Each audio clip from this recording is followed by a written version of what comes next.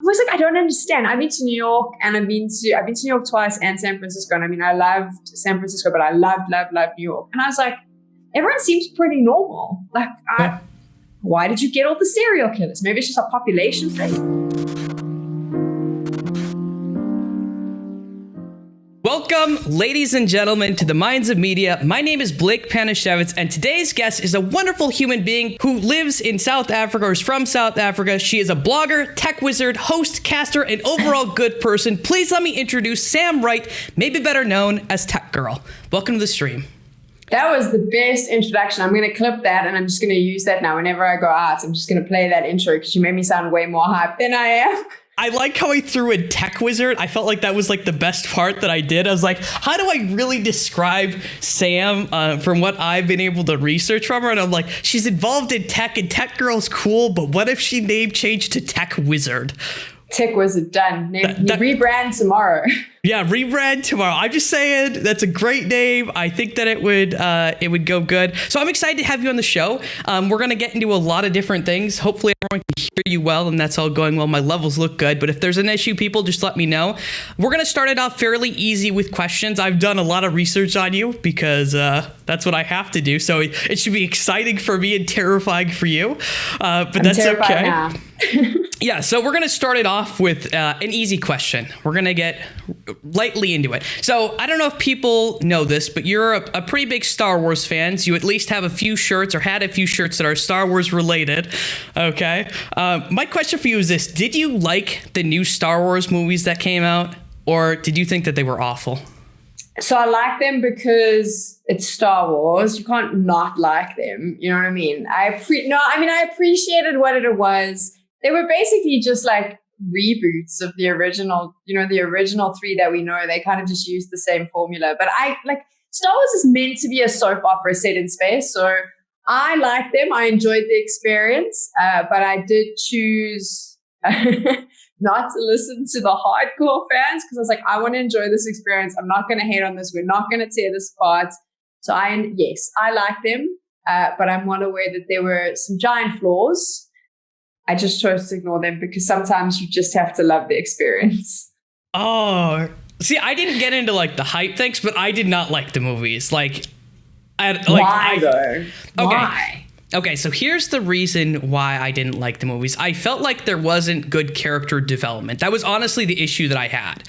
Is I felt like all of the characters were just like magically thrown in there, and then they magically got better without any like story development. Really, like it was the story development with like Rey was very, very weak. I felt like I think Finn was actually probably better than Rey, to be honest. Like you got a previous stormtrooper who's like fighting this inner conflict and wants to like leave the order. Like I felt like his story development was pretty decent. Even Kylo Ren had, I think, better story development than, but like the main character, which is basically Rey, I think her story development was awful throughout all of the movies. So that was my biggest problem with it. You're really not wrong. You kind of she was just thrown in and that was it. And we didn't really, there was nothing. It was like she was there and then she was there and then she was, I don't want to say spoilers, but then she was related to some, and then it was like, boom, there you go, that's it. And but she also becomes like a master fighter. Like she can hold her own with like Kylo Ren with like zero training. I'm just like, what? Like Luke Skywalker, he had those like scenes where he was like training all the time. You knew that he went to a different planet and stuff like that. And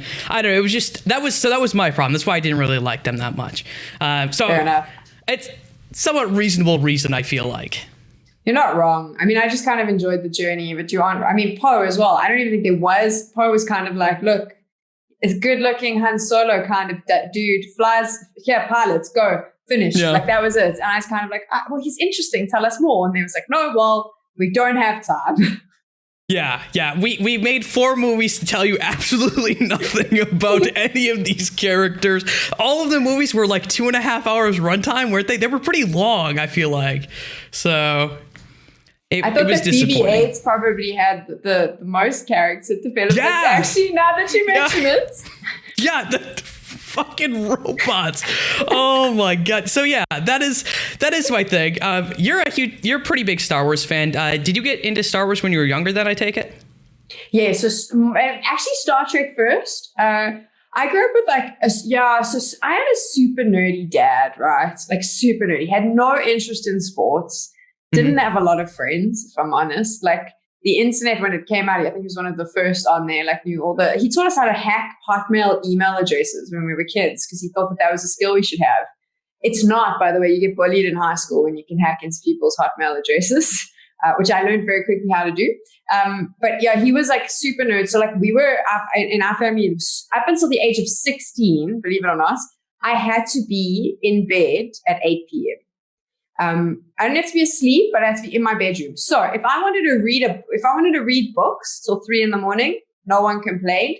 But at 8 p.m, you were off screen. So like no computers, no TV or whatever. Yeah. On weekends, you could go until like 10, 11. But this was up until the age of like 15, 16, which was super frustrating. However, there was one time we were allowed to stay up late, whether it was a school night, no matter what it was when Star Trek was on. Be it a movie, be it one of the series. And he used to wake us up sometimes. I still remember because like they used to run these like Star Trek marathons or whatever. And there'd be like a random Star Trek movie on at like 3 a.m. And we'd have school the next day. And my dad would come and wake me and my younger brother up and force us to sit there and watch it. And if we started falling asleep, he'd wake us up and ask us questions. Like we had to know certain things. So like that was a thing for him was Star Trek. And then obviously Star Wars was just part of that. But we were always told Star Trek was better. But he loved Star Wars as well. So we could watch Star Wars. And I still remember they came out with, I don't know if you remember laser discs, which were those like giant discs that came out before DVDs. They were these huge, like, I mean, this is like way I don't know back. if I even had them. I will age myself. I was born in 92. So I'm 28 right now. So. No, you should have had laser discs. So we just didn't own them then. I don't think we had DVDs. I mean, yeah. Yeah. They kind of, there was VHS tapes and then there was DVDs and then in between. I remember VHS. Yeah. There's like a weird laserdisc stage that no one really caught on to except my dad. And he bought all the Star Wars movies on his laserdisc. So he used to put the laserdiscs on that and Top Gun. But yeah, like Star Trek and Star Wars. And when I was younger, I wanted to kill him. Like I just couldn't stand it. I still remember my first ever trip outside of South Africa, we went to the UK because my dad's originally from the UK and we were doing this like tour of London. And I was so excited because we were going to Madame Tussauds, which at that stage was like this huge thing. You know, you get to pose with all the like characters from movies. Yeah. While we're in the queue to get into Madame Tussauds, someone tells him that there's a Star Trek exhibition at the Science Museum happening today. And it's like this whole thing. They've rebuilt the Enterprise. He made us, by the time we got into Madame Tussauds, he made us like run around so fast. We were allowed to take a photo with Arnold Schwarzenegger, the Terminator, because that was like a big deal, the Star Wars characters. And then he pulled us out of there, took us straight to the Science Museum, and we stood in another queue so he could get to the Star Trek exhibition. And we have all these photos of us like posed on the bridge of the Star Trek Enterprise. My brother and I look so miserable. Like we look like we're crying. My mother just looks horrified. And my dad's like big happiest person ever. So yeah, we were forced to grow up with them. And then I think when you get older, you start appreciating it and you're like, actually, I'm really glad that like my entire life has been and trying to understand the nuances of Klingon and, you know, like Spock, whether we like the fact that he's more human or you know, like or more Vulcan or whatever. And it's like, yeah, in the beginning growing up, I just was like, my dad's weird, but now I'm kind of grateful. So I have a side question about Star Trek. I'm not a huge fan of Star Trek, but one of the things cool about Star Trek is all the different like influences they would put in there or the social issues that they would put into Star Trek. Were you learning those things? Like, was he actually like trying to teach you some of those things, or did you pick up some of those things watching Star? Yeah, I know. I'm just laughing because when you're like, is he teaching you that? I was like, no, my dad. My dad was definitely not teaching any of those. He liked the show, but I think he probably missed a lot of the important stuff that was being said there. No doubt in my mind. But I do think that like growing up in like some geek culture, you have a different view of things, you know, when you start getting older, you are encouraged to think a little bit more. So I don't know if it's because of Star Trek, but I definitely think I had more of a curiosity towards social issues and change and like humans and the way we behave with one another and stuff. I don't know if I can thank Star Trek for that, but maybe. Maybe. So where did you grow up in South Africa? So where I still live now. So I was born and bred in Johannesburg, which is like sort of the main city, but it's a landlocked city. So everyone who comes to visit South Africa goes to Cape Town because there's a pretty mountain and a sea. Most people don't come be a tourist in Joburg, but this is where most of us live if we want to work. So what's Johannesburg like? So I grew up in the States and we learned very little about Okay, we might have learned more in geography and history were by far my worst classes. So there's a good chance that I just don't remember anything. So what is Johannesburg like? What was it like for you growing up in Johannesburg? So we can be pretty controversial here, I'm presuming. Like, what is it that when you think South Africa, what have you learned about South Africa? Oh God, this is a big question. Okay, so honest to God, the only things that I really remember about learning about Africa in general were stuff related to like Nelson Mandela. That's like the only thing that I really remembering, and some of the like apartheid stuff that and stuff like that. So that's like all I really remember. Well, I mean, that's pretty much every time I've done a job where I've been working overseas and I meet someone who's not from South Africa, their first question is always, are you a racist? And I'm always like a little bit like, wow, what a question. But also I kind of understand that the only thing you really know about my country is apartheid. So fair game. Like, but that's why I didn't answer that as my first question. That was gonna be like that was gonna be like my fifth or sixth. We were leading into it, okay? I'm not going to ask you that. Come on. No, but I mean, that's the truth of it is like, if the only thing that I knew about South Africa was apartheid, I'd also just be like, white girl from there. Unfortunately. But yeah, so I mean, growing up in Johannesburg was different as well because I was sort of younger and apartheid had just ended, but there was still, I mean, Nelson Mandela was president. So we were kind of the first generation. So that was kind of what we grew up in, which was a huge amount of change and a lot of like those social conversations being had. And also when I say a lot of change being implemented, but a lot of minds not changing. So if I look back now, I mean, when I was younger, I didn't know what was going on, but now when I look back, it's kind of a fascinating look at what was happening and how much of history I was part of without even realizing it, like Nelson Mandela was our president, so a huge thing, and like not really understanding the severity of that.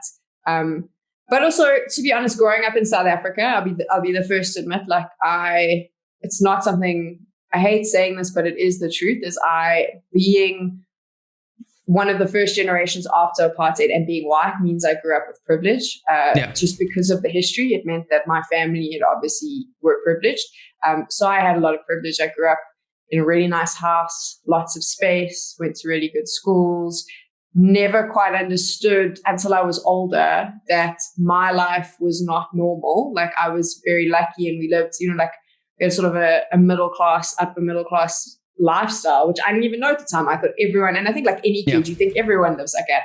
So I had a really good life. I could go to university, in South Africa, public transport's a bit of a problem. So what ends up happening is everyone, when they turn 18, if they're sort of in that upper middle class bracket, gets a car. Like that's a given thing that you just get a car. And like now that I'm older, I look back and I'm like, wow, you were a brat. Like you don't even realize what life was like. But saying all of that, living here is really, I think it's a lot nicer than like Europe because we have a lot more space, which is a bigger country. We have the best weather. So it's warm 90% of the time. Yeah, it's cold. Like now is we're just moving out of winter. When it is winter, like it gets like 11 degrees and we're all complaining and saying it's cold. That's in Celsius, right? Yes, it's in Celsius. Hang on. I'm a dirty American. I don't know what 11C. Yeah, so I don't know what. God, that's 51 degrees Fahrenheit. That is beautiful. I could deal with that for. So I think today was like we had a cold front and it was like 8 degrees, and I was like, oh my gosh, can't go outside. Like that's horrible. So we have really good weather. The sun shines pretty much all year round. Is it humid though? So where Joburg is, because Joburg is landlocked, but we're like quite high altitude. So it's drier. Oh. If you're on the coast, it's very humid, but it's like dry. But it's not like Arizona dry heat. It's kind of like, I've actually never experienced anything like it anywhere else. Now that I think Have you been to LA? Because that's what it sounds like. It sounds like LA. Yeah, but it's not as unbearably hot. I've never been to Los Angeles, but it's not as unbearably hot as Los Angeles. It's like, it's like a good version. So I don't know. I say that lots of people who come to Joburg hate it because of the high altitude, but I've lived here my whole life, so I just don't know any better. I grew up really far up north in the States, so I'm used to like snow like 6 or 7 months out of the year. I just recently moved down to Florida, and it's much better because there's no snow, but it's just humid now. But it's still better. Like when you get snow that is literally above your head, you're like, okay, I'm done with this. When they have to take bulldozers to move snowbanks because they don't have anywhere to put the snow, you're like, I'm done with snow. Let's never see snow again in my life. So it doesn't snow here. at all. Like some mountains get a little bit. And I remember like we've had snow, I think like once. And when I say snow, it was like some sleet and we were all like, it's snowing. And then I had to go to a job in the Ukraine where it was the middle of winter. So it's like snow like this. And I remember the first night, my friend Des, he's a Rainbow Six caster. He thought it was hysterically funny. He was videoing me. I was running around so excited, jumping in the snow. And I was like, this is amazing. This is snow. This is incredible. And then I realized about sort of 10 minutes in, as we got into studio, that coming from South Africa meant I did not have the correct shoes for snow. So I was wearing these like weird high top Converse that were completely soaked through. And I think I was like 10 minutes in, I was like, my feet are so cold. I hate snow. Everything about snow is horrible. Because it was also ice when we left and I almost fell down the stairs. And I was like, this is horrible. Why do people like snow? It took me all of like 15 minutes and I was done. I had my fun and now I'm like, never again. I will not live in a place with snow. Yeah, no, that's right. Okay, I guess follow-up question then. Do you guys have good health insurance in Johannesburg? Because like right now, that's like we don't have that in the United States. So that's like a huge selling point, I feel like. So we have a weird situation here where so public health is struggling. We've had a bit of corruption in governments, and also like historically, just it hasn't been taken care of. So public health care is not great, basically. But it actually, when I say not great, some of the best doctors in the world have worked in our public hospitals, and we have really incredibly talented doctors. But when you go to a public hospital, you're going to stand in a queue for a very long time. Sometimes you struggle to get seen. Sometimes there's not beds. So we have something called medical aid, which actually, when you get a day job, they force you onto a medical aid. So the company actually pays half your contribution.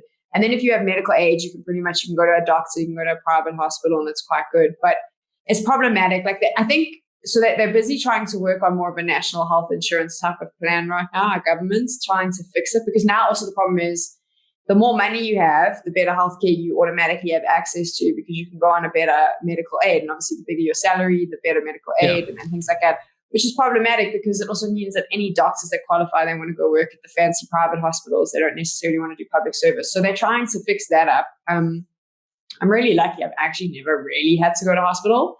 I've fallen on my head quite a bit when I was a kid. So I used to go into like emergency for concussion tests like a lot. And I had like one really bad accident where I just demanded that I be released, which was stupid at the time, but whatever.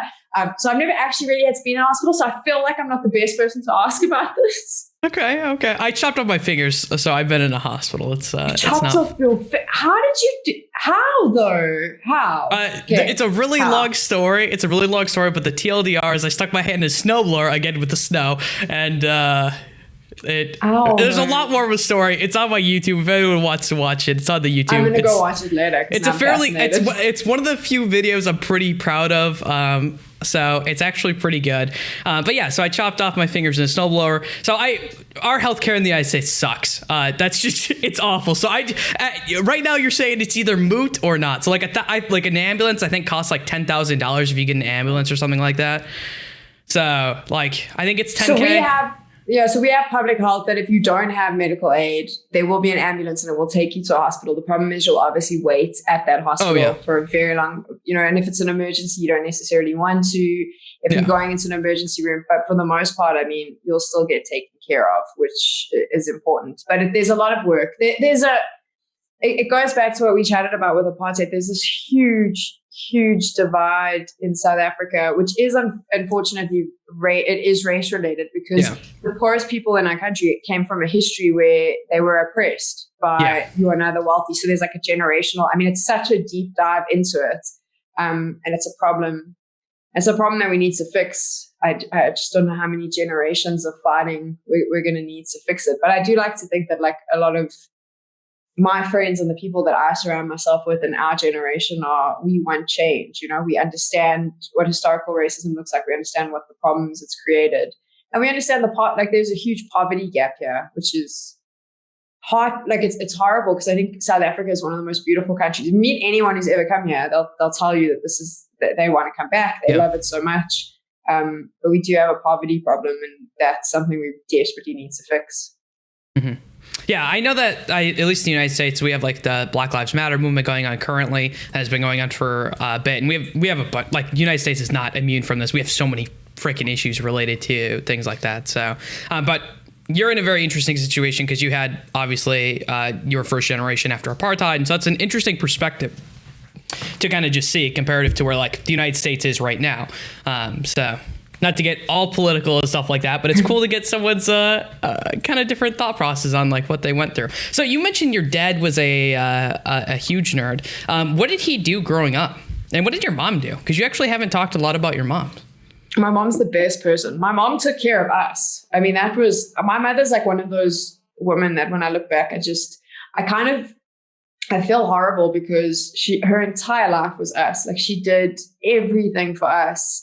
And now I'm like, I don't think she gave up on stuff so much as she just never really started anything. You know what I mean? She just made her entire world was us, whether she was driving us backwards and forwards to sports, like whatever we wanted to do, like any weird like hobbies that we wanted to try. She was always sort of driving us to and fro and making sure we could get access to whatever we needed. And her entire life was us and taking care of us. So she did work as well. She was a financial manager. When we got older, she started working and she's a financial manager. And now she's like an accountant, not a qualified accountant, more like a bookkeeper. But she's been doing that. But like my mom's entire life was us, which I think was like good because my dad was a giant nerd, but he wasn't really around. He was not really good with, I don't think he knew how to interact with people, to be fair. So especially kids, like he treated us like mini adults from when we were young, which was fine, but not great. So it was good because he wasn't around. And he was also very much one of those that he was like, anything you were interested in, he would give you the things you needed to be interested in it, but he didn't really want involvement. So it was kind of like, if I was like, oh, I'm really interested in this, he'd be like, cool, there's what you need to go and do that, but now leave me alone. You know, like, oh, cool, you're interested in computers? She has a computer. This is how you hack a Hotmail account. Okay, bye, have fun. You know, like time wasn't really something he was interested in doing, but I actually honestly think it was just because he didn't know how to speak to us. Whereas my mom was always like, number one cheerleader. Like I was terrible at sports. I still am like terrible at sports. And I would do every sport and my mom would be there on the sidelines cheering me on. And she never told me I was good. Like she wasn't one of those, but she was always cheering me on, being like, just work harder. You've got this. And I'd be like, now that I'm older, I'm like, I was pretty shit at that stuff. And she was always there just being like, yay, Sam, you know, that was my mom basically. Okay. Interesting. So you kind of mentioned your dad was very standoffish. Was that like that throughout your entire time growing up, that he just wasn't very good with dealing with people, or did that get better to where you were doing more things together beyond that? Or did you just adopt the things that he liked, like Star Trek? I think he forced us to do that. He kind of was just like, this is what I like, so you'll like this too. I think my dad is an interesting character. Like full disclosure, we don't really have a relationship anymore. Because when we got older, I think we just realized that we kind of just didn't, we have a very different life view. But I am in the same way, like my dad taught me a lot. He was a very, very smart, he was a smart man, and he was smart at understanding people. I don't think he was smart at understanding people's behavior because he got it wrong a lot, but he did show me that like reading people and understanding the way that they're reacting to stuff is probably a good place to start any conversation. I think he just got it wrong more often than not. But yeah, I mean, he was just like, I don't know, my dad's weird. He's super smart, like super knowledgeable, reads lots of things, is like, he doesn't follow sports, but he can talk to you about sports. You know, he's got that skill. Like he can talk to you about almost anything, and he's well read. I just don't think now that I'm older, actually, I just don't think he liked people generally. I just think he didn't like people. And I'm scared because the older I get, the more I don't like people generally. So I'm like, maybe I can relate to that. I can relate to that. Like as I get older, I'm like, wow, do I really have to interact with these people? He spent all his, like most of my life, my childhood, I remember him either being on his computer, or he likes to build Meccano, and he likes to just be alone on his computer building Meccano. And I'm starting to see that I like to be alone on my computer more often than not. And I'm like, oh, wait, I see now. I kind of get it. Yeah. So the reason I asked is because obviously you ended up moving into doing a lot of really cool and awesome things related to like esports, which if you're pushing the boundaries of like things, I wasn't sure if that would have been something that he would have been like, oh my God, this is so cool that you're doing it, or or not, because it is really cool. Like esports is a really fascinating thing, and it's it's been happening for a while now, but it's been on the forefront for a while. Arguably, it is going to be more popular in the sports if it isn't already, depending on which metrics you look at. So that's why I wasn't sure, because it's a really cool and awesome new age thing.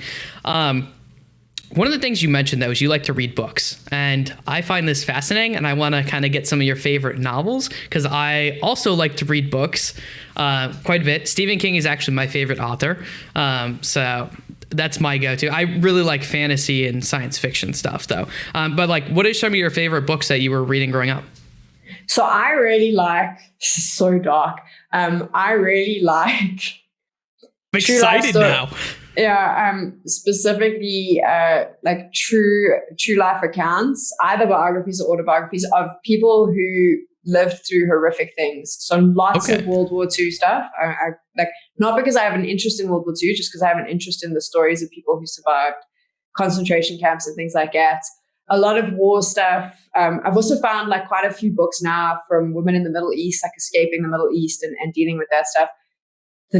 If it's dark and depressing and it leaves me, this is my significant other doesn't understand, because I read these books and then I'm super upset when I'm finished, and I'm just in a terrible space mentally for the next 3 days. Like I go into depression, and he's always like, I don't understand why you read this. That's what I like to read. Wow. Have you always like, is that like, I've always liked autobiography. So I find people's stories fascinating. So I love reading about people's stories, because I think that like, we don't really we meet someone and they say, okay, well, I'm from here and I do this. And you're like, cool. And that's, I like to understand how they got there and who they are and what sort of, like the weird little things that they do, or the hand, where did that come from? How did it mold them? But I think for me, I don't know why it is that I find these particular dark, depressing stories as interesting as I do, but it's just because it's not that I find it interesting. I just think that like, we really don't understand how horrible we are to each other. We really don't. And I think that we've reached a point in the world where there's so much media and there's so much going on. And you speak to most people that say, oh, I don't watch the news, it depresses me. But I was like, we've forgotten how horrible we are. And I know that sounds absurd, but I think, one, it's important to understand how horrible we've been, and how horrible we are, so that we stop doing it and we see it for what it is, and we stop it. But I also think that the stories of how people overcame it and overcome it is the ones that you want to watch, because it does showcase just sort of the human spirit and that there's good in the world. So it's super, super depressing to read, and they put me in a very bad mental state. But then it's more just understanding that, like, sometimes I'm upset because there's a troll on the internet, and those books remind me that actually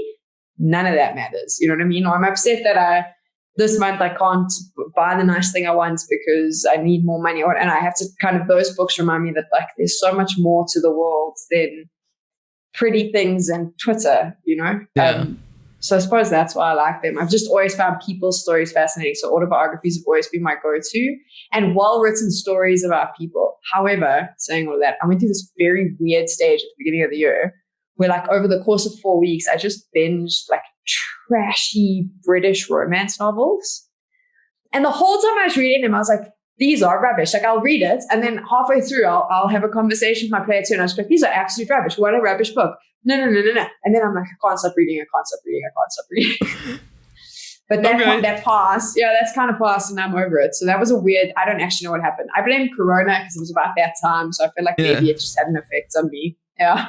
I like what you mentioned about the media. This is something I've always kind of said. And for me, I'm very pessimistic about the entire world, just to kind of in general, I feel like, or I'm real about, I don't know. It depends on what you want to say. But I think that people get, like, we're so normalized to bad things happening that I don't know how you unnormalize people from the fact that, like, the United States is a good example. Like, the amount of, like, I'm going to use school shootings as an example. The amount of school shootings that we have a year is fucking insane.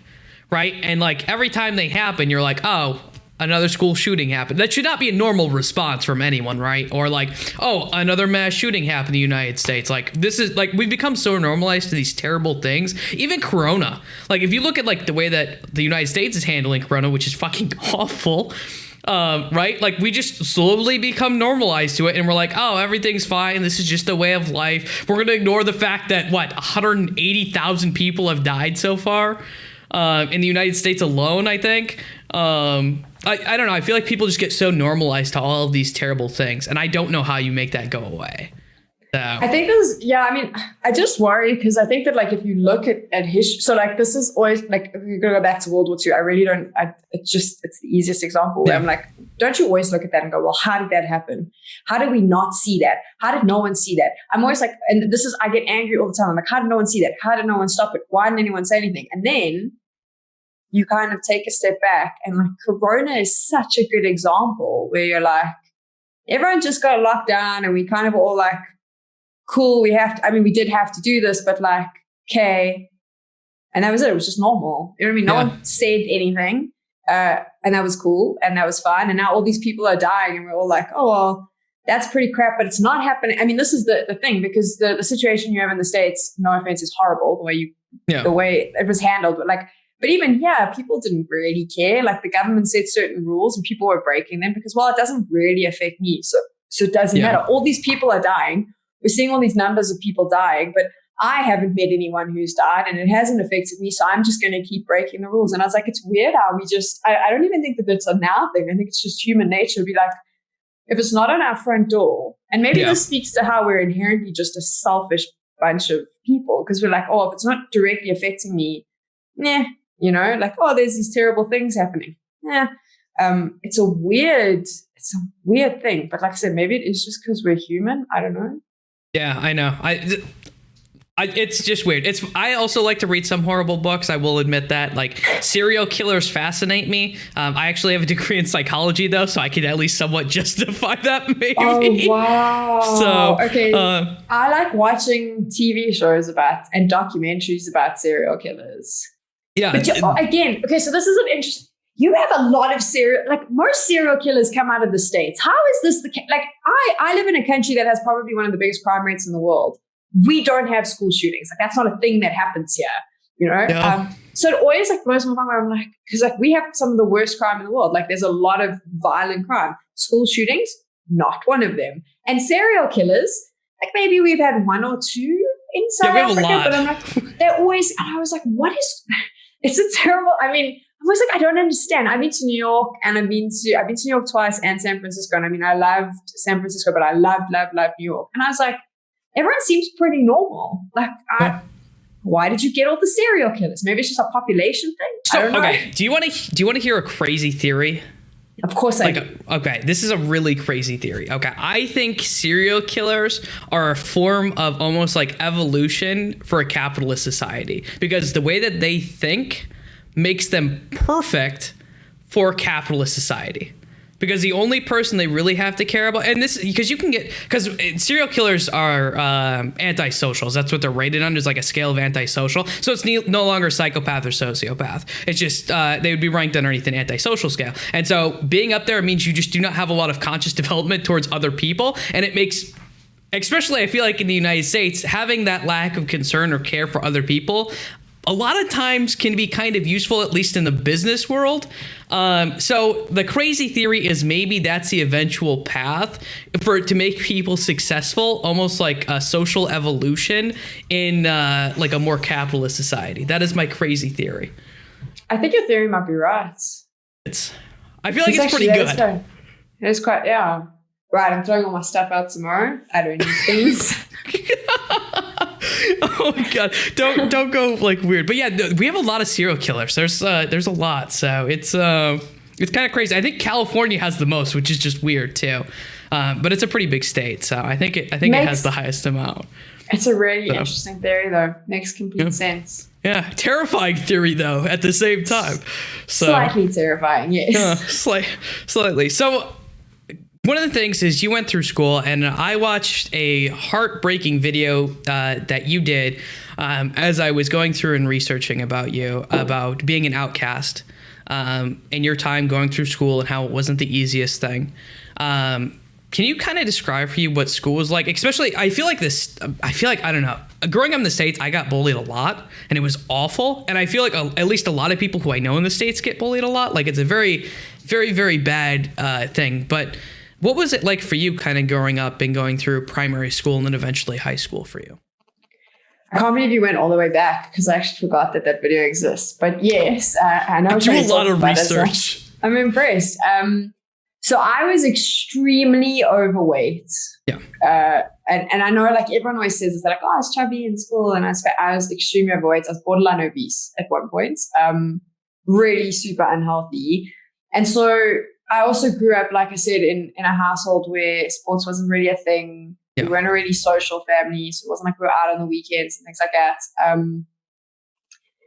And my dad pushed us to play games and we were, he was building Meccano. And I remember we went on a long weekend once and he wanted to go to a steam engine show.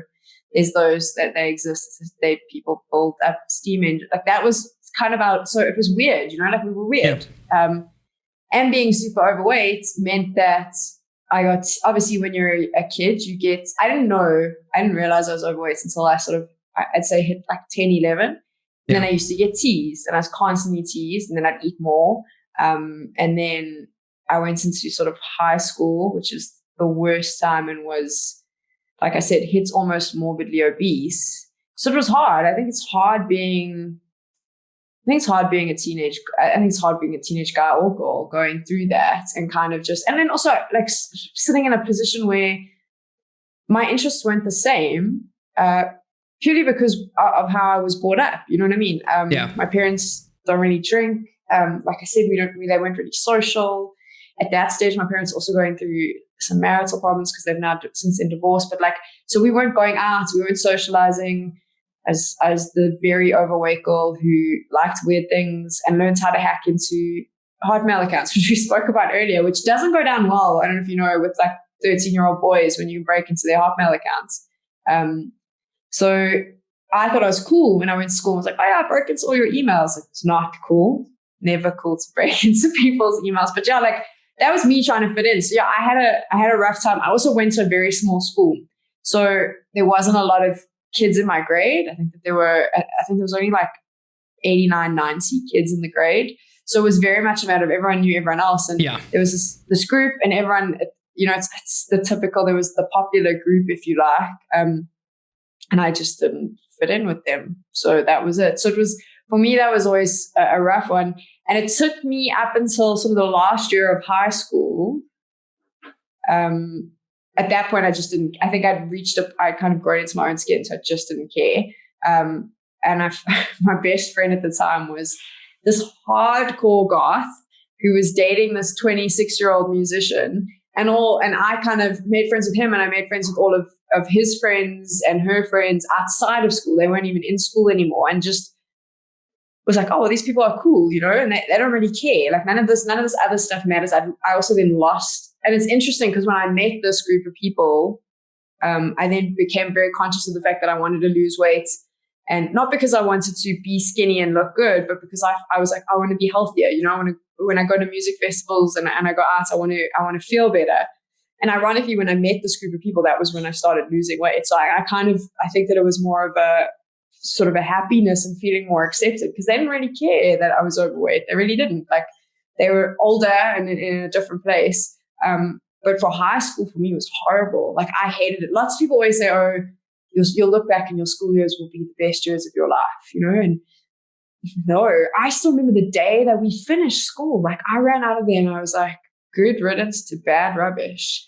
And I've never looked back. And like, I still used to like, sometimes every so often, you'll bump into someone that you went to school with or they'll find you on Facebook. And every time I just cringe and I'm like, oh, I hate, like every memory I have of you is tainted by school. So yeah, it wasn't a great time for me. And mentally, I also think it messed me up for later on. Like I became obsessed with like, and I still think it's a problem now with like approval of others and trying to like win people over with things because in school that I felt like that was the only way that like I ever got sort of any sort of approval from anyone was if I could give them something, cool, be like, oh yeah, so yeah, it wasn't, school for me was not a good time at all. I can relate to that like so deeply. Like school was awful. My school, I like the way that I got treated was so bad. I actually tried to graduate early. Like my thought process being a kid, I was like, okay, how do I get out of this hellhole? And my idea was if I take extra classes, like if I stop doing study hall, okay, and I take an extra class every single year, okay, and maybe they'll even let me do another extra class and split classes here, maybe I could graduate early. And I was on track to graduate literally 1 year early, because it was so awful. And I also do not have I did not miss any of those people, and a couple of them who tried to reach out on Facebook, I let them know. I was like, listen, you are awful to me, and you ruined a large portion of my life, and I never want to talk to you ever again. Well, that's the thing. What's interesting for me is because a couple of people reached out to me years later, and I was just like, you don't actually. Interesting is when I was at university. So by this stage, I'd kind of lost weight. I was feeling really good in my skin, and I was at a nightclub the one night, and a guy who, again, tiny school, right, was voted one of the best looking guys. And in that state, when I was in school, this particular gent was all the girls liked him. Yeah. He walked around, big boy on campus. You leave school, you realize actually he wasn't that attractive, probably a little bit dumb, not your thing. But I was at a club, and this guy comes over and he wants to buy me a drink. And I look over and I realize who it is. And I was just like, do you remember me? At all? Because I clearly remember having a conversation, being in a group of people where you mocked your friend in front of me, being like, how embarrassing it would be if this ugly fat girl was into you, and lol, you know what I mean? That's so funny. And I was like, I remember that. I remember being laughed at with everyone around, not knowing what to do, not wanting to cry, kind of just standing there horrified, not knowing what to say. I clearly remember that. Now you're at a bar trying to buy me a drink. And I said to him, I was like, do you even remember me? And I explained exactly who I was and that whole story. And his response was to look at me and just be like, oh, well, you've got hot now. Do you want a drink? And I was like, oh my gosh, you have not changed. You are exactly the same as what you were when you were 14. And that's really sad. And it just was interesting as well that I was like, some of those people you meet, when you tell them how they made you feel, they're just like, oh, but it was high school. Who cares? And I was like, oh, maybe you don't care, but I will hold on to this. I'm super self-conscious. I know I'm all out there talking on screen and whatever, but I am actually really self-conscious. I have so much self-doubt. Yeah. And I don't want to blame you because it's not, you can't put blame on there, but I'm pretty sure you played a role. Yeah. Yeah, the years of therapy that I had to do is definitely, I'm like, yeah, I'm never going to forget this. I'm sorry, but I relate to that, that need for almost validation from people. I think it's really dangerous too, right? It's just it's not a good thing at all. And so I totally understand that. Were you able to keep up your studies and stuff at school? Was that something, or did you struggle with that? Because I know for me, I kind of delved into that, and then video games, that was the only things that I did, is I would just go schoolwork and then Ultima Online, and that was my life. So yeah, I was good. I obviously read a lot. So school. I found high school just came easy to me because I like to read. So the subjects that I did, it was easy. If you like, the stuff that I wasn't good at, I could do enough. I regret this when I look back. I skated through school. I did really well considering, but I was like, you could have done way better. I did sort of skate through. But that was I put my focus in that. I put my focus in food. I'm well aware that became a thing, was food. Because I wasn't someone that ate in public. That was the weirdest thing. So I was a binge eater. So that was a problem as well. So food, binge eating became a thing. So the moment I was sad, I'd get home and steal food. Obviously my mom was trying to help me and be like, oh, you don't really have to have that. You've just eaten this. So then it became a thing of trying to hide food, which is ironic because I spoke to her a couple of months ago and I was like, did you know that I was stealing food? And she was like, of course I bought the groceries. I was well aware that you were stealing half a loaf of bread every day and running to your room and shoving it in your face, who do you think bought the food? And I was like, yeah, fair enough. And then I actually rode horses growing up, which is ironic because I was so overweight. But I put a lot of time into that, and we had a big property. So my dogs, I used to just go and roll up and down in the grass. That was where I was happiest because it sounds so cliche, but they didn't judge you. You know, they wanted to be your friend anyway. And then the internet, which I'm not sure, like games, the internet, my dad let us pretty much run rampant. So I used to build, no one ever remembers this, but there used to be something called GeoCities where you could build free websites. So I used to build websites. Like that's what I did. So I would build these websites on GeoCities. I had some weird guy from like Australia once emailed. My dad, I didn't have my own email. My dad did check our email. And he emailed wanting to hire me to build a website because he didn't realize that I was just this like 11-year-old girl building her website. It's hectic.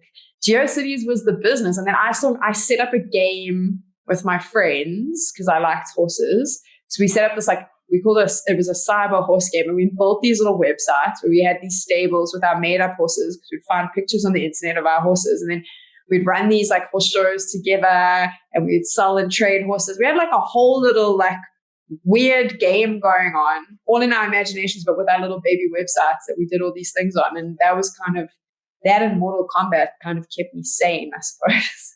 That is amazing. Did you build your own website too? Because I've seen your website. Your website looks very nice.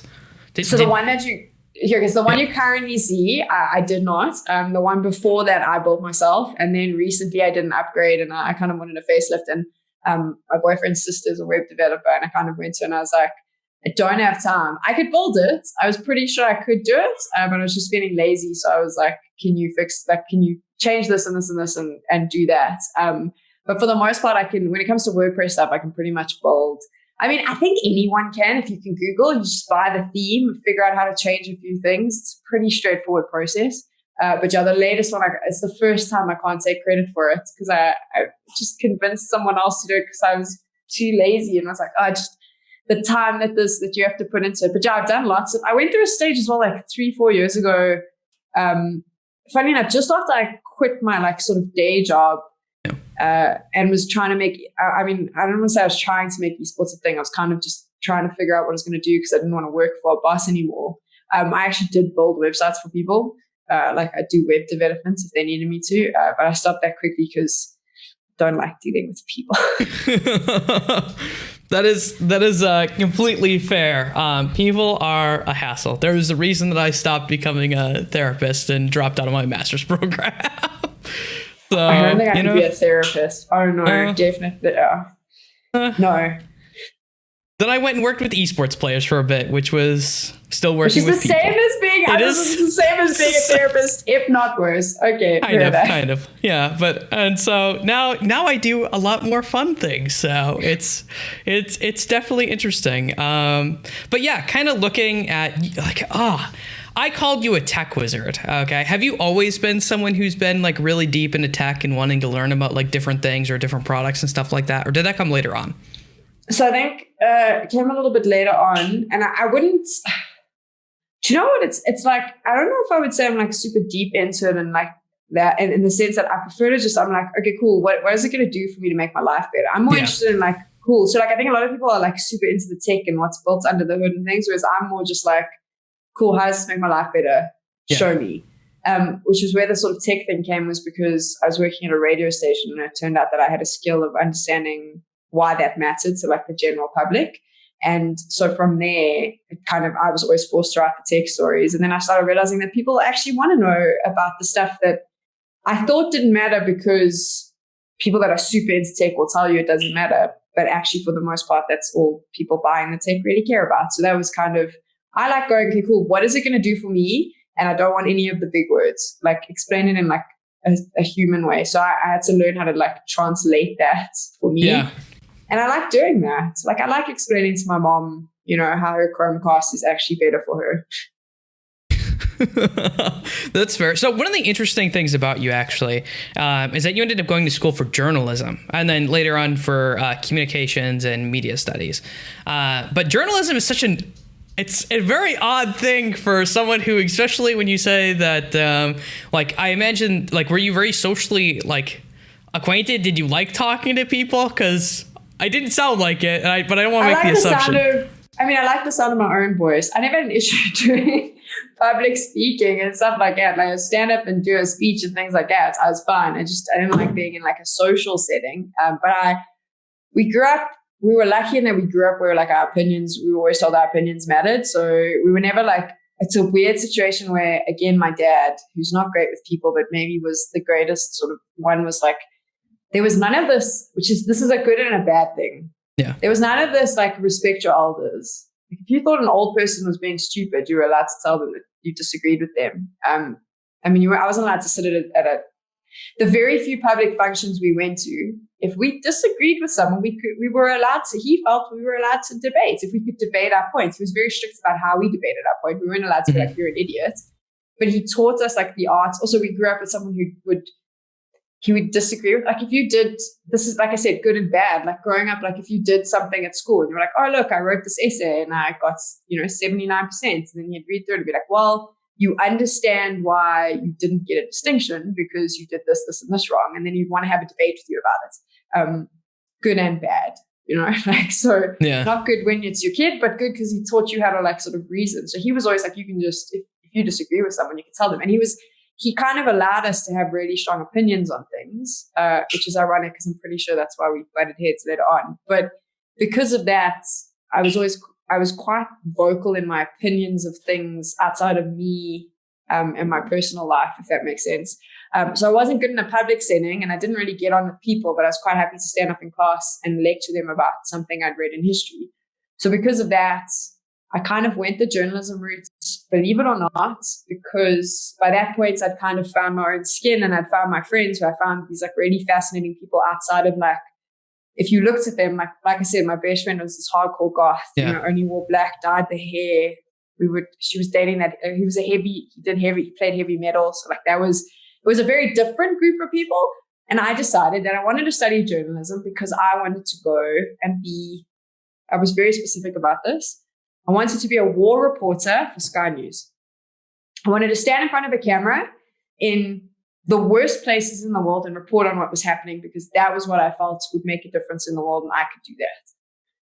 So that's why I studied journalism.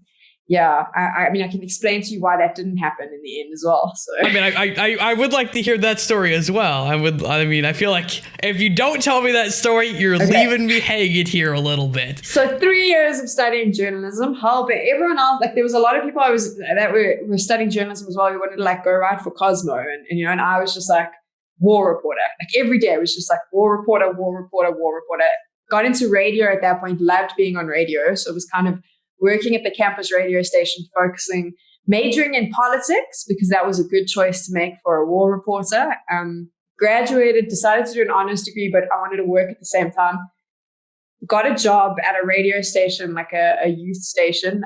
What's so cool. So YFM was like a huge influence during apartheid, specifically, like the sort of the youth movements and mobilizing the youth movement. So it was kind of unheard of for a white girl to get into their newsroom because of who their audience was and kind of the history.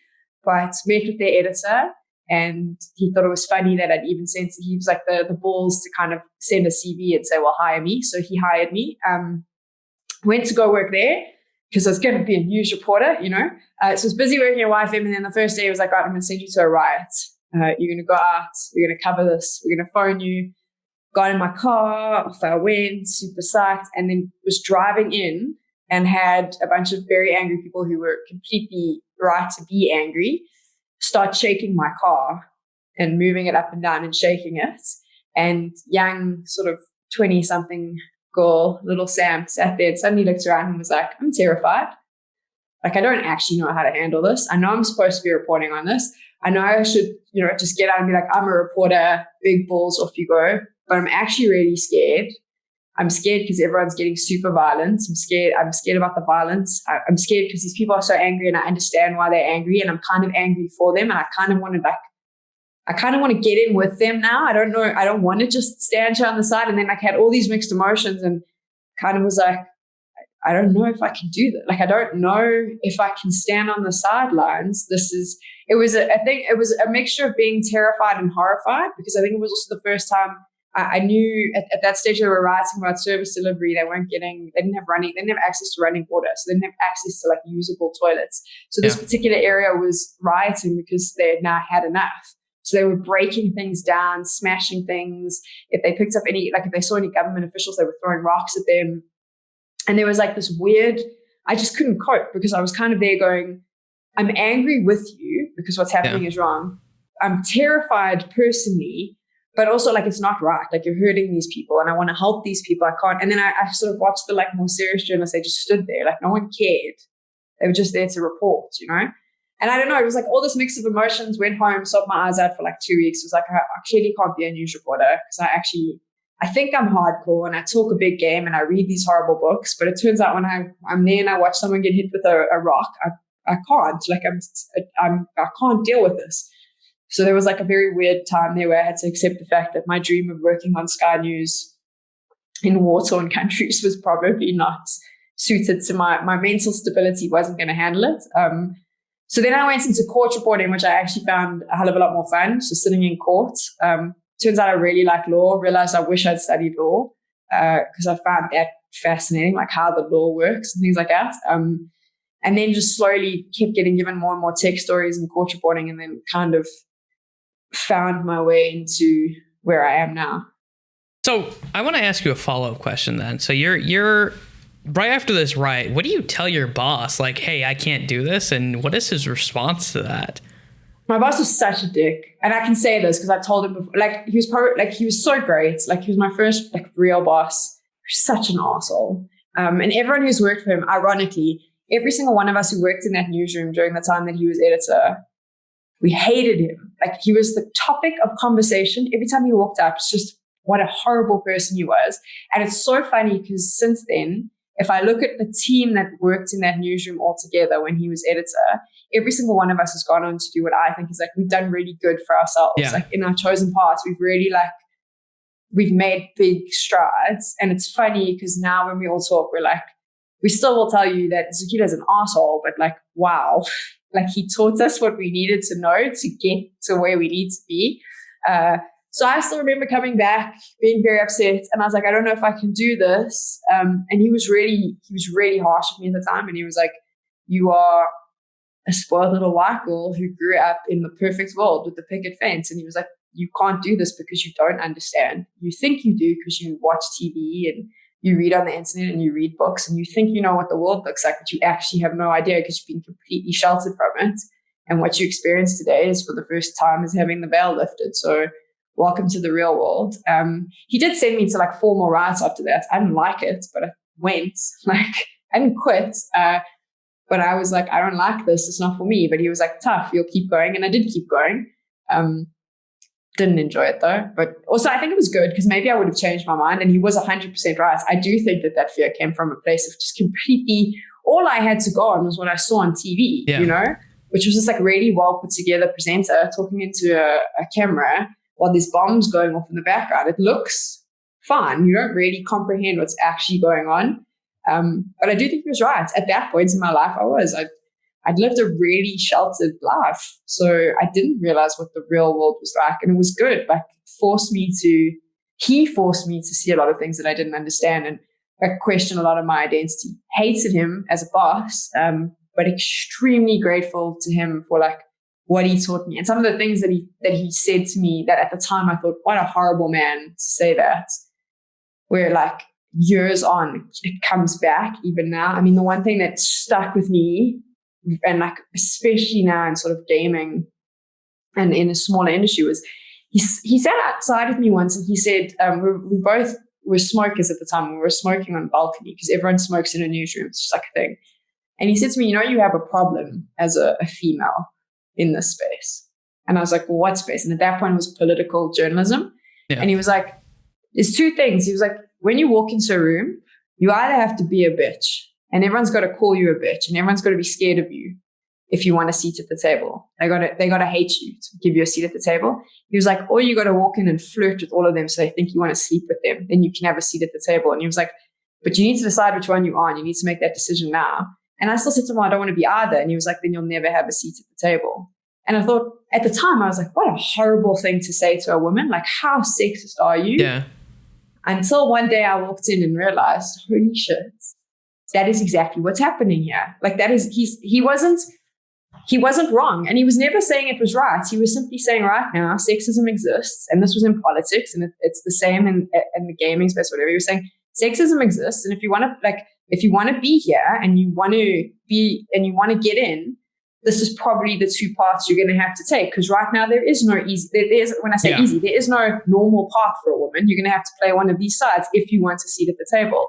At the time, I thought he was a dick. Years later, I was like, you were trying to tell me then that in your own way that the cards are stacked against you, be prepared for it, you know? It wasn't his way of saying, oh, you have to go and flirt with these guys. I think it was his way of trying to say, listen, you need to be prepared for the fact that like they're not going to accept you because you got boobs. So those were kind of like the life lessons he taught me. Still think he was a bit though. I feel like I would actually get along with your boss because I have that very, it's not good. And I've worked on my delivery a lot. Because delivery, I think, is very important because you can say that in a nicer way, or you can. But I think that like this, like very almost like brash, harsh type of like, hey, there's games out there that you can either choose to play or you cannot be a part of them, and that's just like I wish it was different, but that's just how the world kind of works. Because that was something I learned like doing business and stuff and like contracting. Business does not give two fucks about your feelings ever, and it won't. You either play the game. And you play it the way that people have decided it's going to play. And eventually maybe you can change it if you play it well enough, or you don't. And that's like it's awful, but that's basically the options, right? Because you can't change it until you... Exactly. Zukita taught me a lot of life lessons. I appreciate them now. Still, though, underpaid me, overworked me, and spoke to me like trash. But like now we get on and have long conversations. And it turns out everyone who works, because we all quit, like this entire group, at one point, each of us walked in and quit like immediately, just walked in and said, I've had enough of you. He made me cry. I've seen him make grown men cry. We all walked out, we stormed out and left, and we're like, excuse my language, but we're like, fuck you, and walked out. And now we're all like, wow, we learned so much from that man, but he made every single one of us at some point just stormed out swearing at him. So I think it was good. You know, like I said, underpaid. I wonder if he learned anything from that or if it was just a common occurrence. Like he's like, when they're ready for the real world, they'll all quit on me. Like that's this is the thing. I actually don't think, now that I look back, I'm like, I don't think anyone that he had worked under him didn't quit and storm out. But everyone that worked under him, because now he hasn't run a newsroom in a long time, but every single person who worked in that newsroom, like I said, went on to do incredible things. I think we've got our first sort of female rugby commentator / desk host in South Africa, who also happens to be a woman of color, who is incredible. She worked in our team. Also a phenomenal female football host. She worked in our team. One of the biggest, he now hosts one of like the main. He didn't even quit. He got fired because Zukita didn't like his attitude. The one day he was like, I've just actually had enough of you. That's what he said to Zukita. He was like, I've actually had enough of you. So Zukita was like, you're fired. And Jacob was like, whatever, and just left. Jacob's now like on morning TV every day as one of the top hosts. Like it's weird. Every single one of us went on to do something. So I was like, we all had to go through this weird gauntlet of getting attacked. Oh. I mean, after dealing with that, probably everything else was not as bad, right? Like, I mean, really, can it get much worse than that? Well, I don't know if it got much worse. I think what I liked about, I mean, like I said, Zukita was, I mean, he was hard and he was horrible, but at least you knew what you were getting with him. You know what I mean? Like he said he said all the things, he just said it as it was. And if he was upset with you, he'd tell you he was upset with you, and you knew. And he was pretty like brash and upfront. I think it gets harder when you move into like corporate spaces where people aren't like that. Oh, where they try to stab you in the back like sneakily. It's like the weird, like the weird. Everyone's your friend, but no one's really your friend, and everyone's. I take a Zukita any day. Like it makes me cry, but I deal with that every time. Did you notice that in game? Because that was one of the things I noticed when I started working in like gaming and esports. Is at least from my perspective, it feels like that all the time. Like. And maybe it was because I was in the competitive side, but it always feels like someone is trying to find a way to stab you in the back. Like the South African gaming and esports scene when I started was it still is to an extent, but was such a weird piranha pit of it was just weird. I also think that I started in a time when there were no females in the space, like there were no women. And then I come in just being an idiot because that's my vibe. I still remember the videos I used to make, which were ridiculous. Like I did this like esports bachelors of CS:GO one year. I saw that. Like, I saw it. I won't lie. I couldn't click it. I saw it. So I was like, great. I should watch this. And I was like, I can't. Do you know what the worst is for me?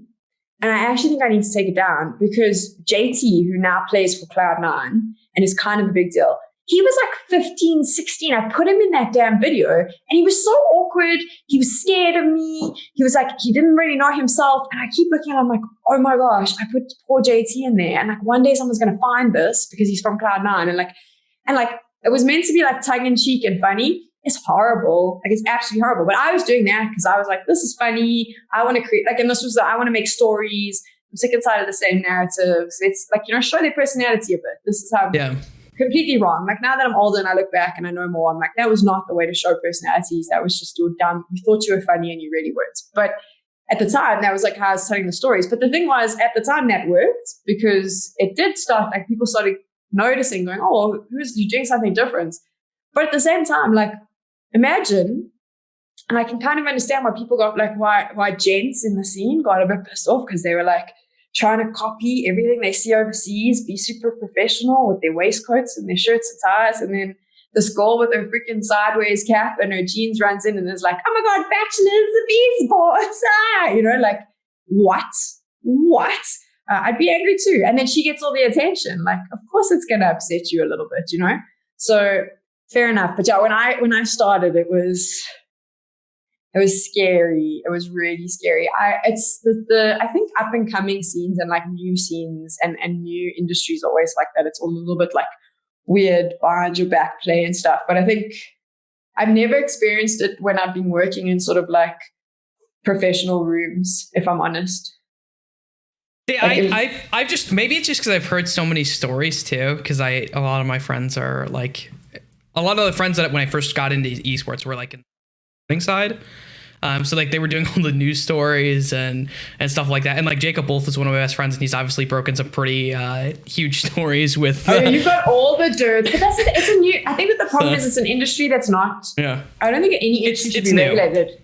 It's new and there's a lot of people who are coming into it who their only real qualification is that they like to play video games. It's slightly problematic, So you're going to get people in that are like, well, I know what I'm doing, but no, you don't. So you do get like contracts are my favorites. Do you know how many contracts I've seen that have been copy pasted off the internet and then they've pulled like different pieces from different places and put them all together?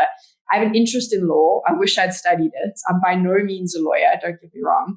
But like I can read a legal document and I'm like, wow, this is bad. Like everything about this is terrible. And you signed it at the bottom? Like, why did you do that? And then someone's like, oh, but I got this free mouse for it. And you're like, what? Yeah. The backstabbing and the fighting. But I mean, that's why we stick around as well, right? Those stories are pretty entertaining. They are pretty entertaining. So you had obviously you were looking at doing like court journalism, right? You were also doing tech stuff. Where does the jump into esports start to occur where you start to think that, hey, like this is what I want to do? Because you obviously did a lot of other things before you even got to like some of the esports stuff. Like you did PR and marketing, business development management, and then you kind of jump into like some of the esports stuff. So I get bored really quickly. That's the first thing. Like I get bored with people, I get bored with stuff. So I do jump around a lot. But that wasn't what happened with me. Was I'd been playing games. I grew up in a house where being good at video games was important. So I kind of, the older I got, when we started playing multiplayer games, because my brother and my dad were so good at them, and they made sure to let you know that you were horrible, and you were made to feel very small, not the fact that you were horrible. I kind of started withdrawing from those types of games. I didn't really want to play with other people just because, my family's the first, second place is first loser types, but they don't let you forget it either. I love people. I also realized that it's actually a bad habit that I now have, but they'd very much be like, haha, you're so shit. No one really helped you. They just laughed at you and told you how shit you were and made you feel tiny. So I kind of started moving away from that, but I'd always played games. Like we used to play Mortal Kombat when we were young. I remember being super young and like having to go and look. There was no such thing as Googled in. Like you had to go on the internet to find cheats for Mortal Kombat so you could do baby fatalities. So that was like, we were playing Mortal Kombat then. My dad obviously had no issue with us watching him play Diablo. He used to let us play Doom. Like, he was super chilled about all of that. So we played a lot of horrible games that we shouldn't have, but that were the best. Like Red Alert was my favorites. And then we did Age of Empires. Like, so we were always playing games. It wasn't like something that wasn't there, but it was kind of not something that I didn't do the multiplayer thing, but it wasn't something I spoke about either, because I'd obviously been bullied through high school because I was pretty, like I said, like being interested in like Star Wars and Star Trek and being super overweight and then being like, I played video games, like, no. So a lot of that stuff was kept quiet. Started the blog. And then I have a friend, her name is Pippa Shabalala. So she was probably, I'd say, I'm going to be in trouble for saying this because I'm sure there was someone before her, but like the first female face, if you like, for games in South Africa.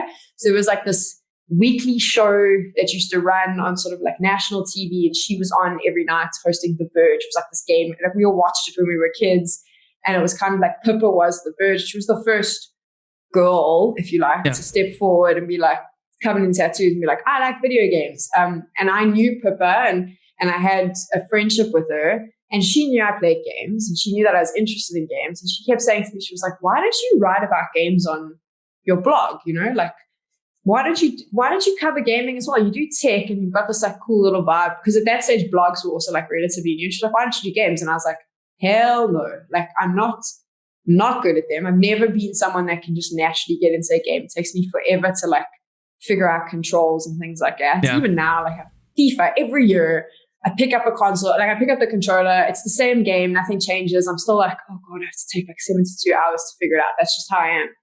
So she was like, well, why don't you write about that? Like, tell people that that's how it is for you, because you're not the only one. There's millions of us like it. And I was like, no, because family was like super hardcore. By that stage, my brother competed in Dota. Like, my brother was one of the best Dota players in the country. So like, even worse, because my brother would never let me, admit that our family was shit at video games. Like, it was a point of pride. He was a competitive Dota player. So I was like, no, I'm not interested. And then she said to me, she had like started an online lifestyle magazine called Splice. And she was like, listen, I'll tell you what, I need someone to do gaming reviews. Your name's not going next to it. It'll be in the front to contribute. And no one needs to know you wrote it, but I think you should play these games. And, like, I'll give you code. It was all indie stuff. And she was like, you write about it. I still think I'm trying to think about, what is it that I can't even remember, but it was like these weird like indie games. And she was like, you go do those. I think I did all the Walking Dead stuff at one point, and like, just go play the Telltale stuff and whatever. So I did all of that, wrote those, and really loved it. Like, I was actually having fun. Like, I was like, this is really cool. And I could tell it from my point of view, like explain how long it took me to get into it, how to understand it, like the chapter, I like the chapter set up, whatever. While I was doing that, and obviously I didn't realize at the time Pippa was slowly, getting me out of my shell. She introduced me to a gent called Marco, who was also a writer. And she was like, Marco, why doesn't Marco, write on Tickle? Like, he's pretty, he'll be open to this and he'll be fun. And he was like, oh yeah, he wants to do it as well. And at that stage, Marco was the first openly gay gaming media in South Africa who came out and said, guess what? Like, I'm writing about games, but I'm also gay. So like, Marco had gone through shit for that. Like, he had just it was a very hardcore boys club at that stage. So she was like, Marco needs a place to write. Spliced at this stage, she needed to kind of shut down. So she's like, well, why don't you let Marco write for you? And like, I think now when I look back, Pippa's just a genius because she kind of connected us all together. And it's ironic because my player 2 in the career he's in now, he got his first break because of Pippa as well. So I feel like she's like the godmother that none of us knew we had. But Marco then started writing games on my blog, like gaming news and stuff. And then slowly but surely was like, he then kind of was starting to set up his own thing. And he was like always talking to me about it, being like, Sam, just start writing about these things. Like, you've done it already. Kind of braved me into, and then I started dabbling, and then I started writing a few things. The esports thing was always there. So I had done some freelance stuff around esports for Spliced and some other magazines where my name wasn't necessarily tied to it. And I've got content from that I found the other day from like way back when that I'd written for like a university newspaper because I knew it. All the players basically lived at my house because we had the best internet. My brother and his team were always playing there. So I was aware I was there, I was watching, but I never really thought to go in there. It was a thing that I went to go watch. And then what happened was, and it's like the most wholesome little story for you. And I'm just talking so much. I'm so sorry. You're good. Don't worry. This is good. People want to hear you talk, not me. So it's okay. Okay, I just realized I was like, you're like on this like whole little speech all by yourself for like 10 minutes. What happened was so in South Africa, there was one big esports event a year. It happened at like the biggest gaming expo we have, which is called Rage, but it all happened downstairs in a basement. No one knew they existed. So anyone on the top floor, unless you knew, did not know that this stuff was going on down there. There were like hundreds of people playing. And it was all happening. And I used to go down every year because my brother was down there. And every year I went down there, I was always like, why are you not down here? You know what I mean? Like, why is no one coming here? My brother's like, no one cares. Toxic little Darren, off he ran. And I couldn't understand it. It was like a thing that bugged me. So I started doing like a couple of pieces about DGL and how no one gives it any attention. And then they threw a ridiculous amount of money at it. So sponsors came in one year and out of the blue, because they'd seen a big stadium overseas, found 6 figures, threw the 6 figures at it and went, boom, yeah, this is it now. This is esports, which was the worst idea ever, but just it happened. They did this giant launch event with all the media and the lights. They spent a small fortune, flew a super famous person out. He came out of a giant egg that opened and presented him to all the media who didn't know who he was. There were like 6 players in the front going, oh my God, look who it is. Everyone else was like, who is this strange middle-aged man coming out of the egg? Huge, big thing. The media that was there is obviously this was a big telecoms company. So the telecoms company pays a lot for advertising, which means media have to be excited. I knew this because I came from media. So the media is running around doing the interviews. And one of the kids that grew up with my brother, used to play with my brother, is a guy called Ashton Goldsmuller, who is probably one of the best CSGO players from South Africa now. And he's now retired, but he runs one of the biggest gaming organizations here. At the time, he was just a player. And I remember him running up to me at like 10 o'clock at night. So excited. I don't know if he had been drinking the free booze. I don't really know. But he was so excited. And he was just like, gave me this big hug. I knew his parents. I knew his parents were really unhappy about the fact that Ash had this esports obsession. They wanted him to get like a real job. Yeah. He gave me a big hug. And I'll never forget. He looked me in the face and he was like, this is it. This is it. Like, it's finally here. Everyone will get it now. And he ran off super excited. And my heart dropped because I was like, no, they won't. Yeah. And then I was just like, the media are here today and they'll write about this tomorrow. And on Thursday, no one will remember. Like, they'll just move on to the next thing. And at that moment, my heart dropped. So I was like, here's this kid who for years has been trying to tell his dad that this is a thing and it's going to happen. And no one's going to care. Like, he believes that this is it, but everyone will forget. And in that moment, I was just like, what the hell? You've got this platform. By that stage, I had like a little follow. You have a little following. Screw it. Like, we're going to talk about esports now. And I wrote this whole very emotional blog post about how I was going to write about esports and make esports content. And I was going to tell the player stories because people need to pay attention, put it out there. Made esports bachelor's videos, some other stupid Dota video that I can't even remember, like absolute trash content. But it was content. No one else was making it. So then just started making that content and was like, I'm going to tell these stories, did interviews, thought I was like super pro, with my little phone on my tripod and off I went. And then it was just luck. Someone saw it. I mean, I'm not stupid. I think that they needed a girl. So I'm aware that the decision probably came from the fact like, oh, girl, let's grab that. Someone came to me and said, oh, can you do some interviews for this DGL, which was the giant egg thingamabob? And I was like, yeah, cool. Did a couple of interviews, so bad when I watched them. It's just horrible. But did them.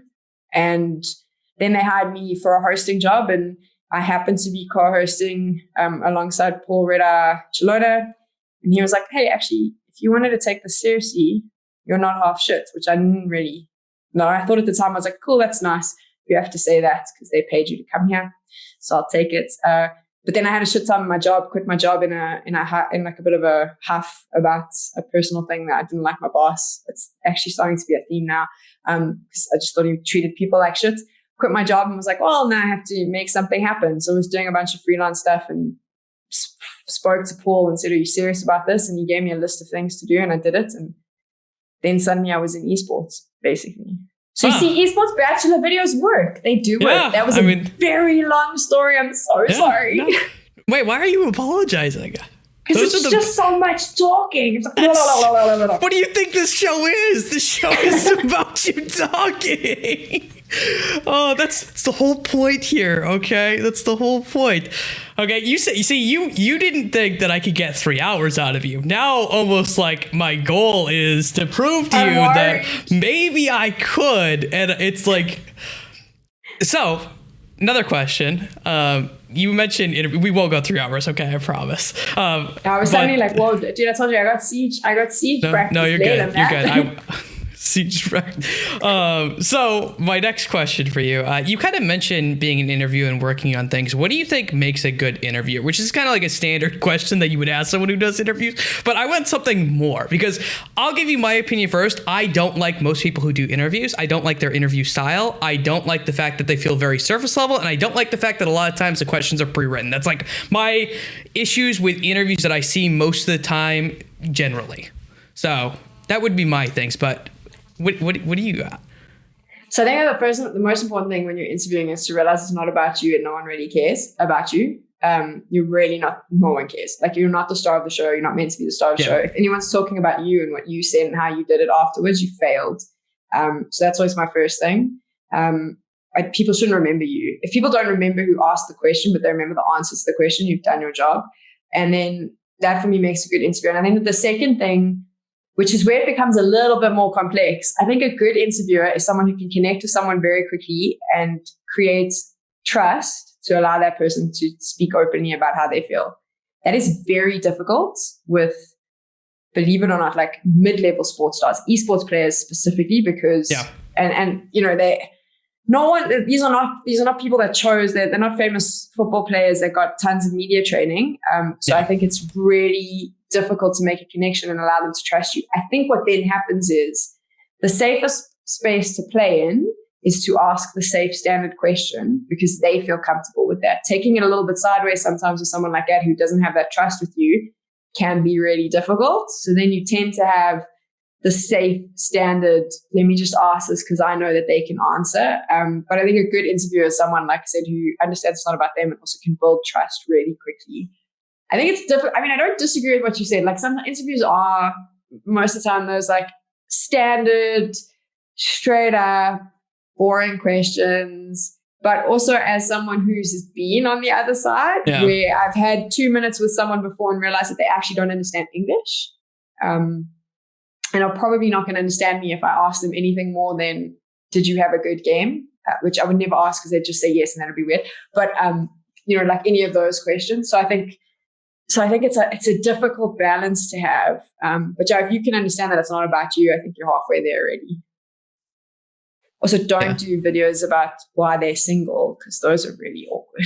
Oh, I thought you just said bachelor video. I thought that was the key to success here. Like, no. You know, that's what I was going to go next. Is like haunt you forever. That's true. Now, I think it's very interesting. So like I said, sometimes I'm very brash about things. So that's just one of the things that I've noticed that I've never liked about like interviews. Like, I will turn off interviews a lot of times if I notice, like, especially if they're short and they're asking the same, like if I come up with a question that they're going to ask and then they ask the question, that's generally like, I'm like, okay, we're good. I'm going to get some standard PR answer that is the same thing that I've heard 50 times. So I think that's the issue. I completely agree with you, though. I wish that there was a way to, like, I mean, I think there just needs to be a little bit more thought as to what's interesting. You know what I mean? Yeah. But then you also have that difficulty. Like, I know that sometimes I've said to a player, okay, cool, I want to ask this. And they're just like, no, don't want to talk about it. You know what I mean? And you're like, okay, that's cool. We got 2 minutes, but okay, cool. We'll think of something else. Oh, I once had my favorite one was PUBG Europe League. Navi's completely Russian, right? So no one speaks English. One player speaks English well. And I'm going to interview them. I have no time. So just before the game starts, the manager of Navi comes to me and she says to me that one of the other players wants to do the interview if they win. So I'm like, but he can't speak English. No. Turns out he claims he can. He can speak English. So I'm like, cool. Okay, cool. Like, I'm chilled. And there's no time for me to tell them what the question is, because for PUBG, you walk straight there with it. So I walk over because they win, and he stands up and he's super, super happy. I can't even remember what I asked him. It was something about the rotation at the end, like the last circle of the rotation. And he just looks at me. And he just looks at me with these big eyes sitting at his desk. And he doesn't say anything. So I'm like, he doesn't, like, my immediate reaction is, he obviously doesn't understand me because his English is bad. You know what I mean? Like, what have I done? So I ask him a really simple question, he answers.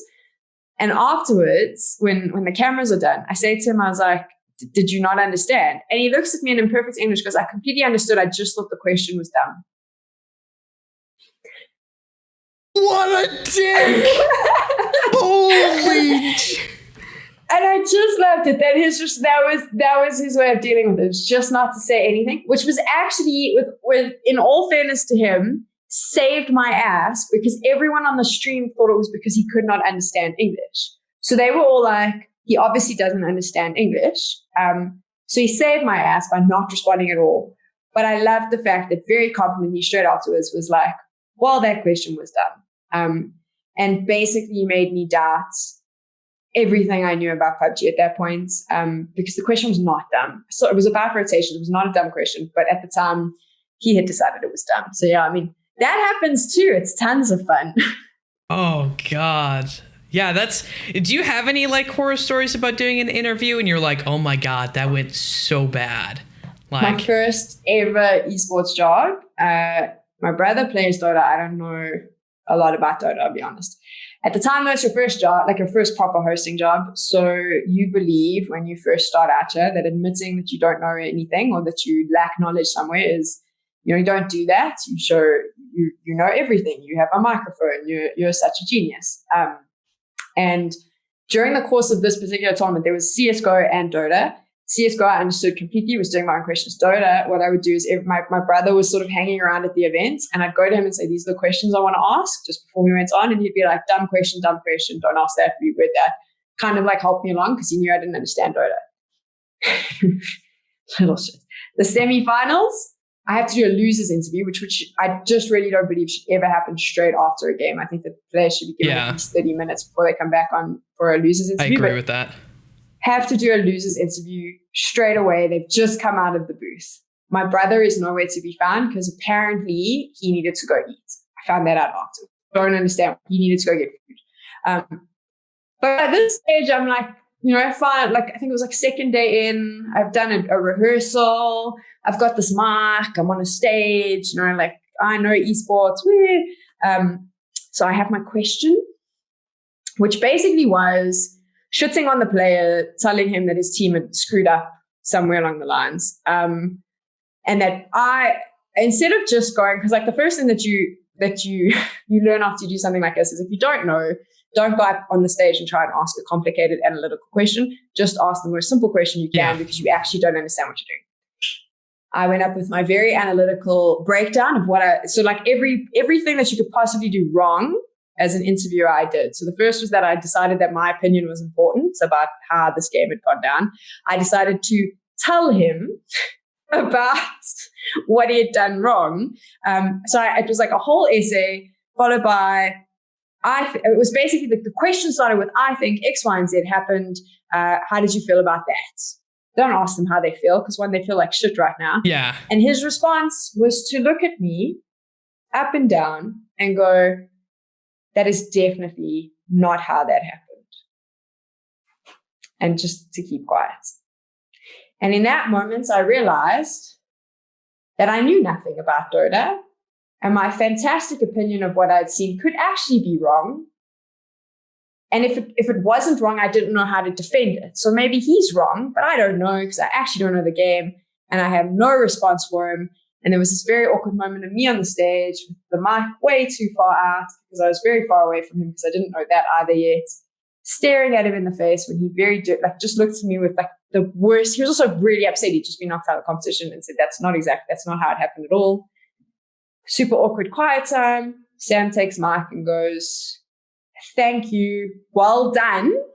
Because he just lost the game. So well done. And then crossed to the casters. And in that moment, I got the nickname Cringe Girl.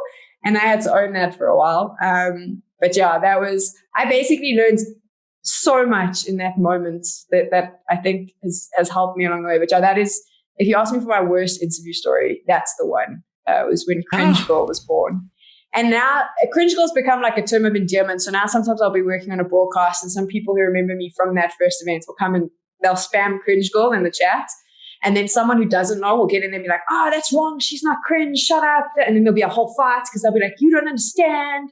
This is a thing. And they'll be like, don't call her cringe. And then I get to, after the broadcast, watch the fight go down and giggle. But yeah, like at the time, that was my moment. That's pretty funny. I like that. So I want to sidetrack here a little bit because I have ADHD and I like to jump questions sometimes, especially these long interviews. A few years ago, you had 5 tattoos. I'm counting them. Sorry, yeah. Yeah, this was 2017. So I'm just wondering, is there more, and which tattoo has the most meaning to you and why? Okay, hold on. I'm counting.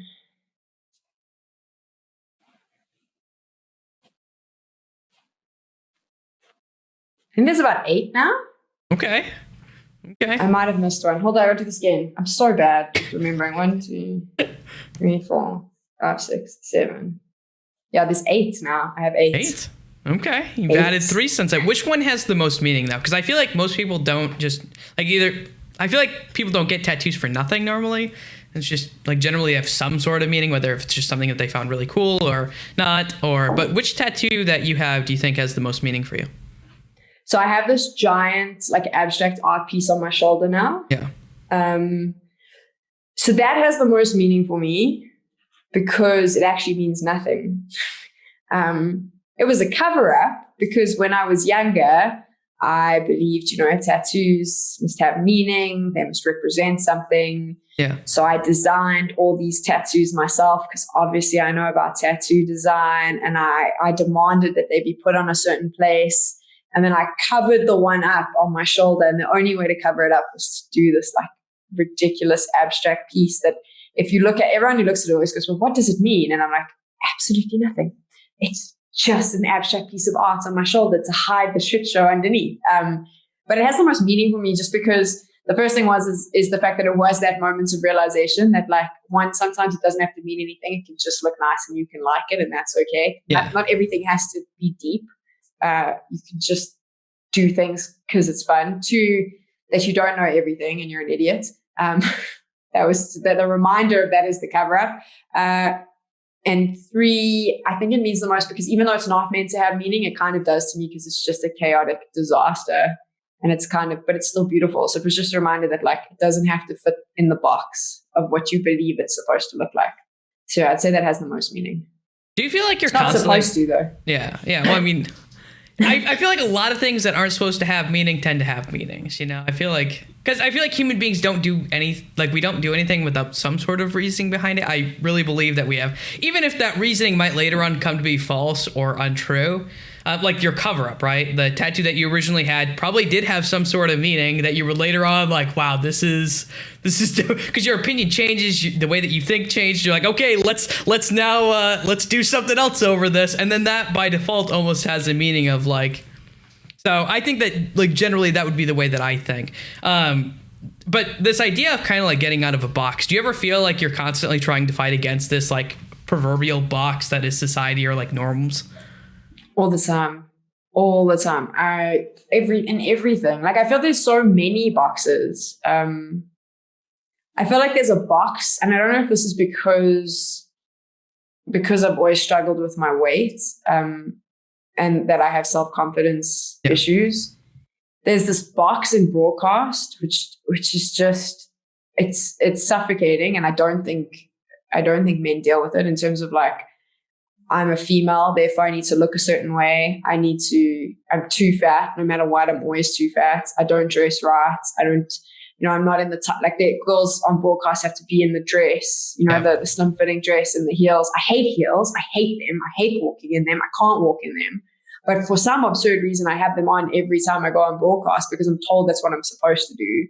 We can't age. God forbid we get older and start wrinkling, like, because then the next young thing. And also, like, we can't have more than one goal. So, like, I hate the fact that in esports, that's a conscious thing of, oh, well, if so-and-so's on that gig, no one, I'm not getting on, you can't have more than one goal. They're starting to change that, but like that box for me is one that I get really stuck into sometimes, where I do think it's super unfair that if you want to be a host or do interviews or even cast, if you're female, you have to look a certain way, which is just absurd. That's more a me thing though, maybe. Some will say it's a me thing, that I'm conscious about that more than anything else. That box, in the box of like, to fit into like the gamer there's a gamer stereotype now. There is a definite gamer stereotype that exists. You have to fit into this box where, you know, I have to be running around in leggings and sneakers with a snapback cap, and, you know, I have to be like in my cartoon shirt and like, I'm so cool but like kind of geeky, lol, like that. So I can't, if I want to put a suit on because I want to wear a fancy jacket or a fancy dress, it's like a catch-22 that you now can't do that. And then just society as a whole, you know, I think that we've always got to put stuff in boxes because then it makes sense, right? I suppose that's the thing. You box things up so it makes sense, but it's frustrating because I just feel like maybe sometimes it's not meant to make sense and we should just be okay with that. Yeah. I agree with that. I think I can totally agree with that. I've noticed that with dressing up because I really like to dress up, but it feels really weird, especially around like gaming people, to just casually one day want to wear like a blazer and a nice shirt and nice dress pants and nice shoes. And it's just because everyone else is wearing like, you're too overdressed comparative to everyone else. And so it's like, this is really uncomfortable feeling. And that's probably more on me than like other people. But I do agree with the gamer stereotype that there's a certain look that I feel like you do have to, it feels like you have to do it. Another question I wanted to ask you, and we're almost done with the questions, but these were some that I had been like, oh, I really want to ask these. So this next one, you had mentioned in a video that you weren't used to being a, what's the word? Like a cushy girl, someone who like expresses emotions all the time. I really went into one of your videos for this. I'm sorry. But it's okay. Kind of looking at that, has that always been who you are? Like someone who doesn't like to express emotions and feelings? And is that something that you've worked through, or do you think it's fine, or? No, so I think that I'm actually someone who I feel a lot, and I am super emotional, and ridiculously over the top emotional. And anyone who knows me will tell you that, like, I will be completely, if you're my friend, I love you and I'm completely obsessed with your life and I want everything to be perfect. And if I'm sad, I will cry my eyes out. And if I'm way all over the place. But I think that and it comes back to the boxes, is that growing up, you know, if you don't do that, you're a girl, you don't be emotional, because then no one will listen to you. So you have to be a hard ass, and you have to be the hard ass, be the hard ass, be the hard ass. So you constantly tell yourself to be the hard ass, because if you're not the hard ass, then you're too emotional and you're being ridiculous and you're silly, you know? And also if you're a hard ass, men leave you alone, believe it or not. So they're a bit more like, you know, you walk in, if you're the hardcore bitchy tomboy, they probably won't hit on you and make you feel uncomfortable. So be the hard ass. So you constantly talk, like, I don't think anyone told me to do that. I think it was a protective mechanism. It was like, cool, if I don't show emotion, you can't blame, because people do that. Like, oh, you're a girl, you're crying, shame, like really. So it just was super hard. So it's become really difficult now for me to handle my emotions. So I am super emotional, and I don't handle them well. So if someone upsets me, it hurts me far more than people. Stupid stuff. Like someone will say something stupid on the internet and it will kill me I will have a complete mental breakdown for a week and I will be devastated about it.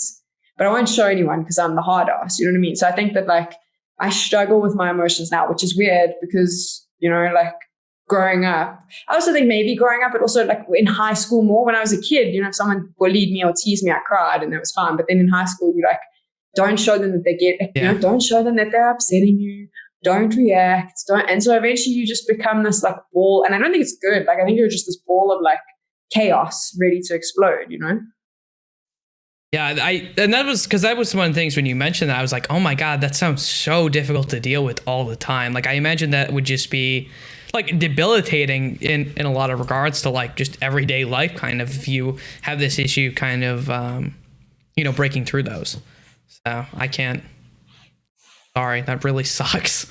So. I'm trying to get better at it. I really am. I'm trying to not care as much because I think that sometimes I overdo it. Not care as much, and also just be like a little bit more honest about the fact that, hey, you know what, that sucks. Like I don't like it, you know, like, but that's my struggle. I'll keep doing that. I say all of this and then I'll come off here and then I'll go into a video game and someone will be mean and I'll be like, oh, bring it on, bitch. What you gonna do? You know, like when I switch off the game, I stop my heart out. So like there's that.